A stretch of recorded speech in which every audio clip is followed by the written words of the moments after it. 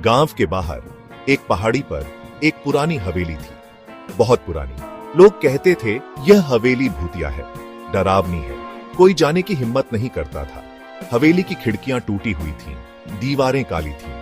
रात को वहां से अजीब आवाजें आती थीं। लोगों ने बताया था कि हवेली में एक ठाकुर रहता था, ठाकुर प्रताप सिंह।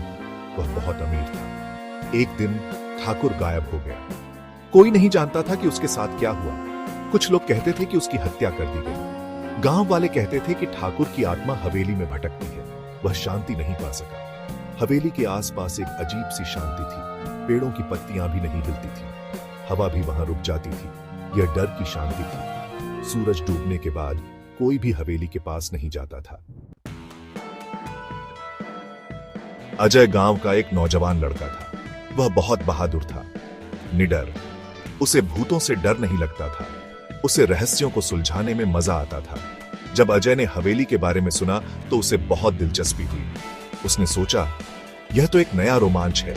उसने फैसला किया कि वह हवेली के रहस्य को सुलझेगा। अजय के दोस्त डरे हुए थे। उन्होंने कहा, अजय वहां मत जाओ, यह खतरनाक है। अजय हंसा, डरो मत, मैं संभाल लूंगा। एक अंधेरी रात अजय हवेली पहुंचा। हवा तेज थी, बिजली चमक रही थी। अजय ने एक गहरी सांस ली और हवेली के अंदर चला गया। हवेली अंदर से और भी डरावनी थी। धूल और मकड़ियों के जाले हर जगह थे। फर्श टूटा हुआ था। अजय धीरे धीरे आगे बढ़ा। अचानक उसने एक आवाज सुनी। कौन है वहां? एक ठंडी भयानक आवाज गूंजी। अजय के रोंगटे खड़े हो गए। अजय ने हिम्मत करके जवाब दिया, मैं अजय हूं, मैं किसी को नुकसान नहीं पहुंचाना चाहता। कोई जवाब नहीं आया, सिर्फ हवा की सनसनाहट सुनाई दे रही थी। अजय आगे बढ़ा। उसने देखा कि एक कमरे का दरवाजा खुला था। वह कमरे में दाखिल हुआ। अंदर एक बड़ा सा झूमर लटका हुआ था। उस पर धूल जमी हुई थी। अचानक झूमर हिलने लगा, तेजी से। अजय हैरान था, डरा हुआ नहीं, हैरान। उसे लगा जैसे कोई उसे देख रहा है। पीछे मुड़कर देखा तो वहां कोई नहीं था। क्या यहां कोई है? अजय ने फिर पूछा। फिर से कोई जवाब नहीं आया। Section 5, the mystery of Thakur Pratap Singh. Ajay ने हवेली की खोज शुरू कर दी। वह हर कमरे में गया, हर कोने की जांच की। दीवारों पर पुरानी तस्वीरें लगी थीं। एक तस्वीर में ठाकुर प्रताप सिंह दिखाई दे रहे थे। वह एक खूबसूरत महिला के साथ खड़े थे। अजय ने सोचा, यह महिला कौन है? तभी उसे एक आवाज सुनाई दी। यह फुसफुसाहट जैसी थी, रमा रमा। अजय उस आवाज का पीछा करता हुआ एक कमरे में पहुंचा। Section 6, the truth unravels. कमरा खाली था, लेकिन अजय को वहां एक अजीब सी ऊर्जा महसूस हो रही थी। उसने देखा कि दीवार पर एक छोटा सा दरवाजा था। वह दरवाजा एक तहखाने में जाता था। अजय धीरे धीरे सीढ़ियां उतरा।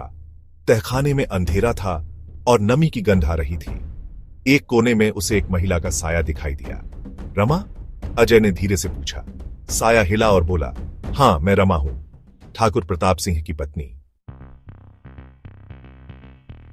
Section 7, a promise made, a promise kept. Rama ने अजय को अपनी कहानी सुनाई। उसने बताया कि कैसे ठाकुर के एक दुश्मन ने उसकी हत्या कर दी थी और उसे इसी हवेली में दफना दिया था। रमा की आत्मा तब से यहां भटक रही थी क्योंकि उसे अपने पति के हत्यारे का पता नहीं था। मुझे शांति चाहिए, रमा ने कहा, कृपया मेरी मदद करो। अजय ने रमा से वादा किया कि वह उसके हत्यारे को न्याय के कटघरे में खड़ा करेगा। Section 8, finding piece. अजय ने रमा को दिए अपने वादे को निभाया। उसने पुलिस को सूचित किया और ठाकुर की हत्या के सबूत जुटाए। जल्द ही हत्यारा पकड़ा गया। रमा को न्याय मिला, उसकी आत्मा को शांति मिली। उसने अजय को धन्यवाद दिया और गायब हो गई। Section 9, the mansions transformation. Thakur और रमा की आत्माओं को शांति मिलने के बाद हवेली से डर गायब हो गया। अब वहां से अजीब आवाजें नहीं आती थीं। गांव वालों ने हवेली की सफाई की और उसे एक स्कूल में बदल दिया। अब वहां बच्चों की हंसी गूंजती है। हवेली अब डर का प्रतीक नहीं, बल्कि साहस और इंसानियत का प्रतीक बन गई है। यह अजय की बहादुरी और नेक दिल की कहानी है, जिसने न सिर्फ एक रहस्य सुलझाया, बल्कि 2 भटकती आत्माओं को भी शांति दिलाई।